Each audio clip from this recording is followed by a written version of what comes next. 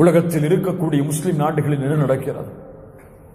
சிலர் தங்களை முஸ்லிம்கள் என்ற அடையாளம் காட்டிக்கொண்டு தாங்கள் தான் உண்மையான இஸ்லாமை பின்பற்றுகிறோம் என்ற அடையாளத்தை சூட்டிக்கொண்டு எங்களிடத்தில் தான் உண்மையான கலீஃபா இருக்கிறார், அவருக்கு பைஅத் கொடுத்தால் இந்த பூமியில் வாழலாம், பைஅத் கொடுக்கவில்லை என்றால் இந்த பூமியில் வாழ முடியாது என்று கூறிக்கொண்டு தங்களை சார்ந்திருக்கக்கூடிய தங்களுக்கு பைஅத் செய்யாத எல்லோர்களையும் அவர்கள் முஸ்லிம்களாக இருந்தாலும் சரி, அவர்கள் இஸ்லாமை விட்டு வெளியேறியவர்களாக இருந்தாலும் சரி, அவர்களை கதற கதற கொலை செய்யக்கூடிய மக்களாக மாறி வருகிறார்கள். இஸ்லாமிய போர்வையில் தாயிஷ்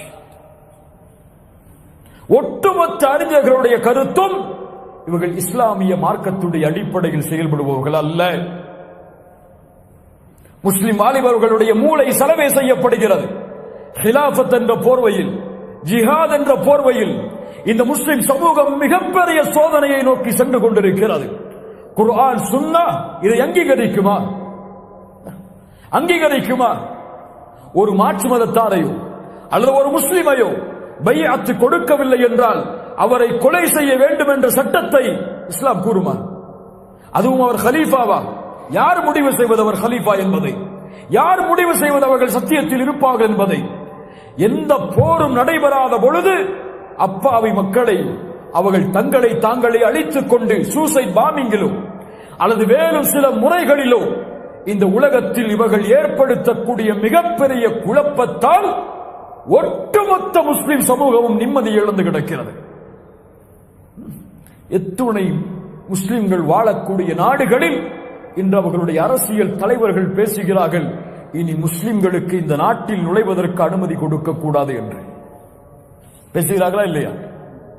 நடக்கிறதா இல்லையா? அதை ஏற்றுக்கொண்ட அந்த நாட்டிலே 60% மக்கள் அவரை ஆதரிக்கிறார்கள். உண்மையா இல்லையா? எப்படி நடக்கிறது இது? ஒரு முஸ்லிம் விமான நிலையத்திலே தன்னுடைய முகத்திலே சுன்னாவின் அடையாளத்தோடு அவருடைய விமான நிலையத்தின் இமிகிரேஷனை தாண்டிட முடியுமா? ஒரு அரை மணி நேரத்துக்குள்ள தான் சொந்த நாட்டுக்குள்ள நுழைய முடியுமா நிம்மதியா? ஒரு வணிக நிறுவனத்திலோ ஒரு பெரிய நிறுவனத்திலோ அவனுடைய முக தோற்றத்தோடு வியாபாரம் செய்வதற்கு, பிசினஸ் செய்வதற்கு அல்லது வேலை செய்வதற்கு ஒரு முஸ்லிமுக்கு இன்று இடம் உண்டா? ஏன் யாரோ சிலர் தங்களை முஸ்லிம்கள் என்று கருதி கொண்டு இஸ்லாமிய போர்வையில் செயல்படும் காரணத்தால் ஒட்டுமொத்த முஸ்லிம் சமூகமும் சோதிக்கப்படுகிறது. நாங்க சில பேர் நல்ல முஸ்லிம்களா இருக்கிறோம், சில பேர் தான் இப்படி செய்யறாங்கன்னு சொன்னா நாங்க அதுக்கெல்லாம் பிரித்தறிவதற்கெல்லாம் எங்களுக்கு நேரம் கிடையாது, எங்களுக்கு முஸ்லிம்களே வேணாம். அப்படித்தான் உலகம் இருக்கு. எங்களுக்கு எங்க வீட்டில் வாடகைக்கு முஸ்லிம்களே வேணாம், எங்க நிறுவனத்தில் இஸ்லாமிய அடையாளத்தோட யாருமே வேணாம், எங்க நாட்டுக்குள்ள இஸ்லாமிய அடையாளத்தோட எந்த பெயரை சொல்லி நீ நுழையவும் வேணாம், உனக்கு வீசா கிடையாது இந்த நாட்டிலேயே. உன்னை பார்த்தா சந்தேகமா இருக்கு. எவ்வளவு பெரிய சோதனை பாருங்க. இந்த தலைமுறையை இப்படி வாழ்கிறோம் என்றால் அடுத்தடுத்த தலைமுறைகள் எல்லாம் இந்த உலகத்தில் எப்படி வாழப் போகிறது? எப்படி நிம்மதியின் சுவாசத்தை அனுபவிக்கப் போகிறது? இப்படிப்பட்ட அருவருக்கத்தக்க செயல்களை செய்து கொண்டிருக்கும் முஸ்லிம்களில் சிலரும் இந்த பூமியில் வாழும் பொழுது அல்லாஹ் பாதுகாப்பானாக, அல்லாஹ் பாதுகாப்பானாக. அல்லாஹ்வுடைய தூதர் ஸல்லல்லாஹு அலைஹி வஸல்லம் சொன்னார்கள், எந்த ஒரு முஸ்லிம் சமூகத்துடைய 2 முஸ்லிம்கள் வாள்களால் சந்திக்கிறார்களோ ஃபல் காத்திலு வல் மக்தூலு ஃபின்னார், கொலை செய்பவனும் கொல்லப்பட்டவனும் நரகத்தில் இருப்பான். அல்லாஹ்வுடைய தூதரை, கொலை செய்பவன் நரகத்தில் இருந்தால் சரி, கொல்லப்பட்டவன் ஏன் நரகத்தில் இருக்க வேண்டும்? அல்லாஹ்வுடைய தூதர் சொன்னார்கள், அவனுடைய உள்ளத்திலும் தன் சகோதரனை கொலை செய்ய வேண்டும் என்ற எண்ணம் இருந்ததால். அல்லாஹ்வுடைய தூதர் ஸல்லல்லாஹு அலைஹி வஸல்லம் சொன்னார்கள், மறுமை வரும் பொழுது சில நாளை மறுமையில் எழுந்து வருவார்கள், அவர்களுடைய கழுத்துகளில் உடல் உறுப்புகளில் இருந்து இரத்தங்கள் பீரிட்டு ஓடும்.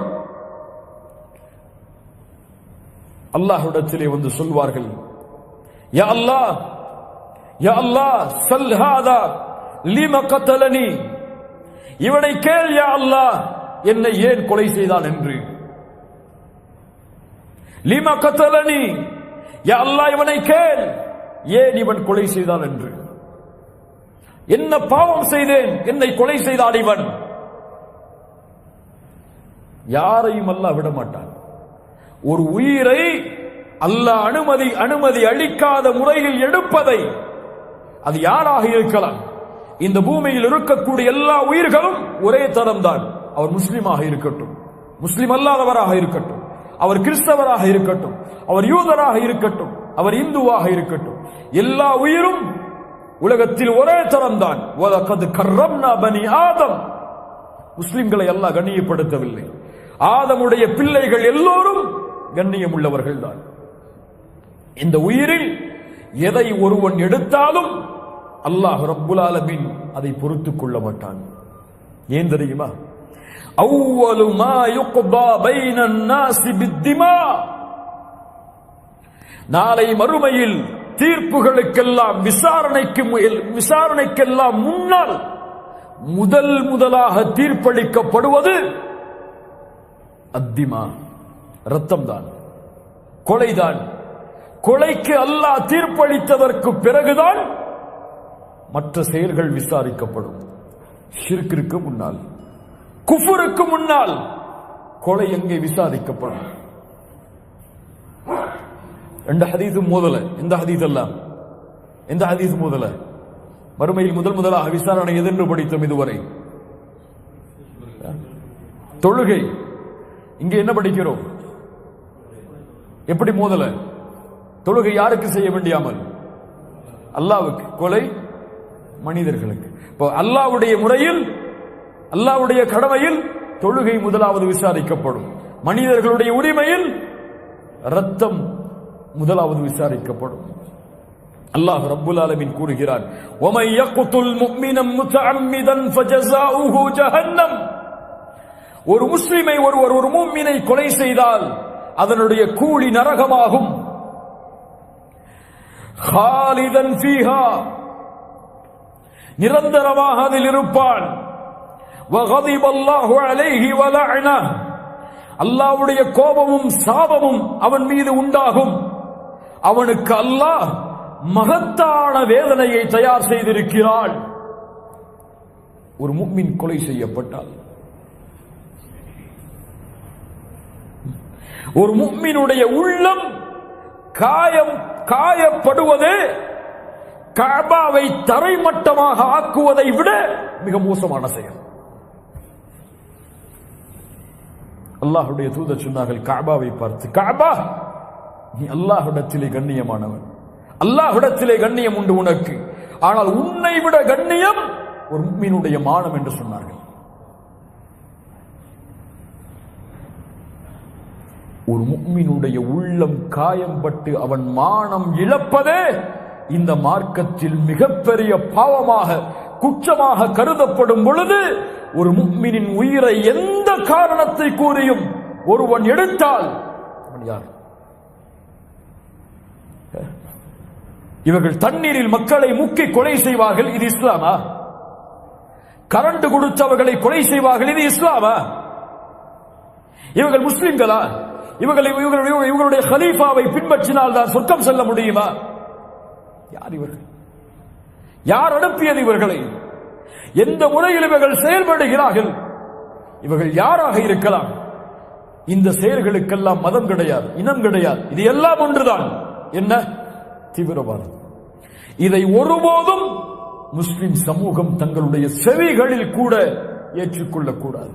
அல்லாஹ் ரப்புல் ஆலமீன் இவர்கள் உண்மையில் இவர்களுடைய பின்புறம் வேறு ஏதாவது இருந்தால் இந்த பூமியை விட்டு அல்லாஹ் ரப்புல் ஆலமீன் இவர்களை அப்புறப்படுத்தட்டும். இந்த பூமியில் முஸ்லிம்களை அல்லாஹ் நிம்மதியோடு வாழ்வதற்கு இதனை அல்லாஹ் காரணமாக்கட்டும்.